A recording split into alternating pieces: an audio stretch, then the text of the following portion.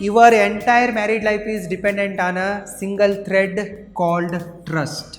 Trust नाम के एक सिंगल धागे के ऊपर ही आपका एंटायर मैरिड लाइफ डिपेंडेंट है। यदि आप ट्रस्ट को तोड़ देते हैं तो आपकी मैरिड लाइफ ख़त्म हो जाती है। इसलिए झूठ बोलकर शादी मत कीजिए। जो भी है ना उसे सच सच बताकर ही शादी कीजिए। आपके घर वाले कहते रहते हैं बेटा क्या होता है, 1000 झूठ बोल के तो शादी करनी ही है, ऐसा बोलते रहते हैं। आप उनके बातों में आके झूठ बोलकर शादी मत कीजिए। इस बेवकूफ़ी को मत कीजिए। अगर आप झूठ बोलकर शादी करते हैं तो आगे जाके आप ही फंस जाते हो, आप ही नरक में सड़ना पड़ता है। इसलिए झूठ बोलकर शादी मत कीजिए। मेरे द्वारा किया गया things to know before marriage video series के नीचे बहुत सारे लड़कियां और लड़के सर हमारे पास्ट लाइफ के रिलेशनशिप के बारे में हमारे फ्यूचर लाइफ पार्टनर को बताना चाहिए कि नहीं, अगर बताना है कि नहीं, इसे कैसे तय करना, अगर बताना ही है तो किस तरह से बताना, इसके बारे में गाइडेंस दीजिए, ऐसे कमेंट करके पूछे हैं। इसलिए मैं इस टॉपिक के ऊपर आपको गाइड करने वाला हूँ। आपके पास्ट रिलेशनशिप के बारे में आपके फ्यूचर लाइफ पार्टनर को बताना है क्या नहीं, इसे आप 2 फैक्टर के ऊपर डिसाइड कर सकते हैं। नंबर 1 आपके फ्यूचर लाइफ पार्टनर की मैच्योरिटी, नंबर 2 आपके फ्यूचर लाइफ पार्टनर की स्टेबिलिटी। यदि आपके future life partner fully mature है तो mentally, emotionally, physically, financially, socially, psychologically stable है तो आप उनके साथ आपके पास्ट लाइफ के रिलेशनशिप के बारे में डिस्कस कर सकते हैं। शादी ट्रस्ट के ऊपर ही टिकी है। अगर उस शादी में ट्रस्ट ही नहीं है तो आप झूठ बोलकर ही दोनों शादी कर रहे हैं तो उसका कोई मतलब ही नहीं है। आगे एक ना एक दिन आपका झूठ बाहर आ जाएगा और आपको इसका खामियाजा भुगतना ही पड़ेगा। आप बच ही नहीं सकते हैं। आप एक मर्डर करके लाश को दफना दिए होते हो, फिर भी कुछ दिन होने के बाद वो लाश से बदबू आने लगती है। फिर कुत्ते उसको खोद कर निकाल के बाहर लेके आते हैं हड्डियों को सब, तब सबको पता चलता है ना इधर एक मर्डर हुई है। आपका पास्ट रिश्ता भी इसी तरह से है। आपको लगता रहता है कि बिल्ली आंख बंद कर कर दूध पीती है तो किसी को पता नहीं चलेगा। ऐसा नहीं है भाई, ऐसा नहीं है बहन, सबको पता चलता है क्योंकि आप इंटरनेट के ज़माने में जी रहे हो। You are naked in the internet. कभी भी आपके फ़ोटोज़ और वीडियोज़ लीक हो सकते हैं, वायरल भी हो सकते हैं, नहीं तो किसी और के माध्यम से आपके फ्यूचर लाइफ पार्टनर को आपके पास्ट रिलेशनशिप के बारे में पता चल सकती है। जब थर्ड पार्टी से पता चलता है ना तब उस रिश्ते में ट्रस्ट ब्रेक हो जाता है, उसको एक तरह से शॉक लग जाता है। इसलिए आप झूठ बोलकर शादी मत कीजिए। आपके पास्ट लाइफ के रिलेशनशिप के बारे में अपने फ्यूचर लाइफ पार्टनर को सच सच बता दीजिए। बताने से पहले आप मेल एंड फीमेल बायोलॉजी को और साइकोलॉजी को अच्छे से समझ लीजिए। लड़कों का और लड़कियों का बायोलॉजी और साइकोलॉजी सेम नहीं होता, दोनों अलग अलग होते हैं और अपोजिट होते हैं। ज़्यादातर पुरुष फिजिकल इंटीमेसी के ऊपर ज़्यादा फोकस करते हैं। पुरुषों को दैहिक सुख में ज़्यादा इंटरेस्ट है। इसलिए ये पुरुष अपने लाइफ पार्टनर के फिजिकल चीटिंग को कभी भी बर्दाश्त नहीं कर सकते हैं। आप एक पुरुष को इमोशनली धोखा देती है तो वो उसे सहन कर सकता है, इसे माफ़ कर सकता है। लेकिन अगर आप एक पुरुष को फिजिकली चीट करते हैं तो किसी और मर्द के साथ दैहिक संबंध बनाते हैं तो ये इसको पता चलता है तो ये इसे बर्दाश्त नहीं करेगा।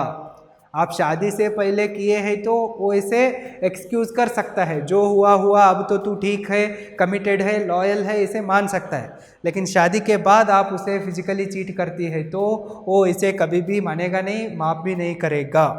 ये आपको पता होना चाहिए। और महिलाएं ज़्यादातर इमोशनल इंटीमेसी के ऊपर फोकस करती है, उनको मानसिक सुख में ज़्यादा इंटरेस्ट है। अगर आप महिला को इमोशनली चीट करते हैं तो वो इसे कभी भी बर्दाश्त नहीं करेगी। आप शादी होने के बाद किसी और महिला के साथ सो के आए तो भी वो इसे माफ़ कर सकती है, इसे भूल सकती है। लेकिन आप किसी और महिला के साथ इमोशनली ज़्यादा अटैच्ड हुए हैं तो उसको टाइम दे रहे हैं, तो अटेंशन दे रहे हैं, तो प्रेजेंस दे रहे हैं तो वो इसे कभी भी बर्दाश्त नहीं करेगी। पुरुषों को उसकी महिला किसी और के साथ फिजिकल रिलेशनशिप में जाना पसंद नहीं है, और महिलाओं को अपना पुरुष किसी और महिला के साथ इमोशनल रिलेशनशिप में जाना बिल्कुल भी पसंद नहीं है। उनका बायोलॉजी साइकोलॉजी इस तरह से है, ये आपको पता होना चाहिए। शादी से पहले जो हुआ वो आप सच सच बता दीजिए। उनके अंदर मैच्योरिटी है, स्टेबिलिटी है तो वो इसे समझते हैं और आपको एज इट इज़ एक्सेप्ट करते हैं। अगर वो आपको रिजेक्ट करते हैं तो बढ़िया हो गया ना। उनके अंदर मैच्योरिटी भी नहीं है और financial, emotional, physical, mental, psychological stability नहीं है, तो आप ऐसे लोगों से शादी करके क्या खुशी को महसूस करोगे? कुछ नहीं। उनके अंदर बहुत सारे इनसिक्योरिटीज़ है तो वो आपको कभी भी खुशी से जीने नहीं देते हैं। इसलिए जो है ना सच सच बता दीजिए। अगर वो मैच्योर है और स्टेबल है तो आपको एक्सेप्ट करते हैं, नहीं करते हैं तो आपकी ज़िंदगी बच जाती है। इसमें आपका ही ज़्यादा फ़ायदा है। आप इन दो फैक्टर को समझ के आपके फ्यूचर लाइफ पार्टनर के साथ अपने पास्ट रिलेशनशिप के बारे में बता सकते हो। और कैसे बताना ये बात आती है, इसे आप एज इट इज़ बता दीजिए और बताने के साथ साथ कमिटमेंट को प्रॉमिस कीजिए। आपको पूरा डिटेलिंग में नहीं जाना है, क्या हुआ था, कैसे हुआ था, कब हुआ था, क्यों हुआ था, रिश्ता कैसे शुरू हो गया, ब्रेकअप कैसे हो गया, आप अपने रिश्ते में कैसे कैसे थे, इसके बारे में कुछ भी डिटेल में बताना नहीं है। No any type of detailing, just आपको 2 लाइन में इसके बारे में बताना है, ज़्यादा डिटेलिंग में नहीं जाना है। कैसे बताना है कि I was in a relationship for 2 years, but it didn't work out. I learned a lot from that experience. Now I am emotionally, mentally, psychologically ready to start a new relationship with full commitment. बस इतना बताना है। पहले क्या क्या हुआ था उसका डिटेलिंग में नहीं घुसना है, आपको इसके बारे में बात करना ही है। आपके फ्यूचर लाइफ पार्टनर या आप पहले क्या किए हो अब ये मैटर नहीं करता है।